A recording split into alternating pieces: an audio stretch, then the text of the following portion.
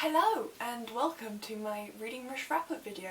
If you haven't seen, last week I did a TBR video explaining all the books that I was going to read and my plans, and now the Reading Rush is over, I thought I'd share what I did and what I think about the Reading Rush in general, given everything that has happened during the week and surrounding things. To start off with, let's talk about what I read each day and the challenges. Day one, I didn't read a lot. I have had a fairly busy day and I only read the Saga of Greenlight Serpentine, which is a old Viking saga for my challenge of books I'm scared of. I know it's very small, but I wasn't really sure what to expect. I've never read anything like this before.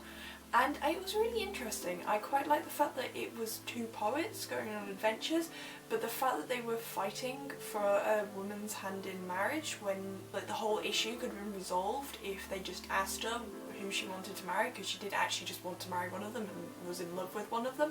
The other one was some guy she never met before. Really annoyed me. The second day I read a lot more. Before the Reading Rush I was hoping to have finished the Heroes of Olympus series by Rick Riordan. That didn't happen. I finished The House of Hades, so I read the last 400 pages. I say the last, it's like a 500 page book.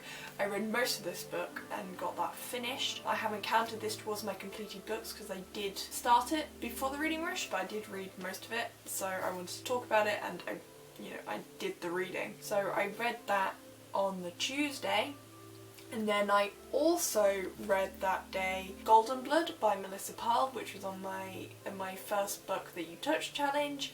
On my phone as an ebook. If you want to see how I picked that and did that challenge, please go watch my TBR choosing video because I explained that in more detail and you can watch me pick it. On Wednesday I spent the day in the park with one of my friends and I read The Blood of Olympus by Rick Riordan, the last book in the Heroes of Olympus series.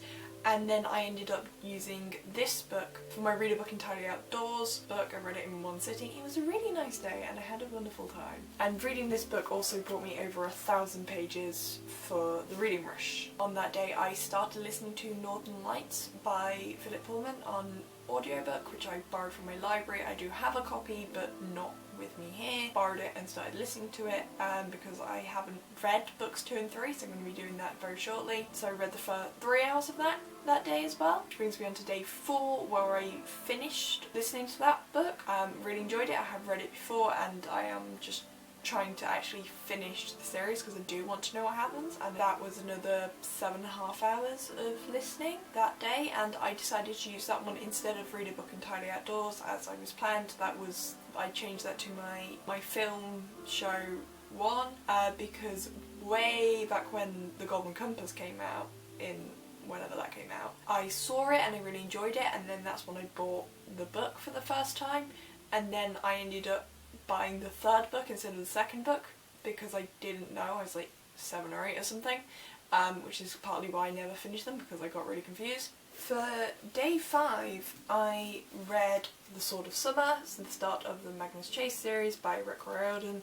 I am having a bit of a Rick Riordan a-thon right now, so this was 489 pages and I did this for the book set Not on Your Continent because he starts in Boston and then goes to the other worlds in Norse mythology, which has 9 worlds, and in this book they don't go to Europe. On Saturday I read The Hammer of Thor, which I did actually end up reading all on audiobook, which I got from my library. I was planning on going back and forth, but I was doing a lot of things that day and ended up just listening. Once I'd finished that, I dived immediately into The Ship of the Dead.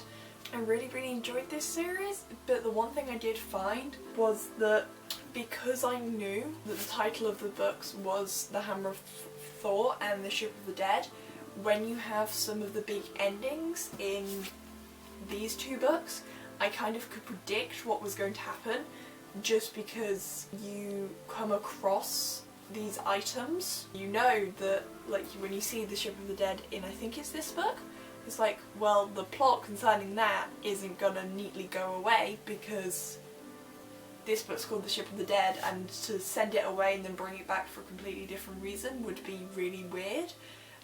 So I did find that just knowing the title of the book slightly spoils it for me. I'm not entirely sure how to get around that, talking of which I didn't actually finish this book on Saturday and finished it on Sunday.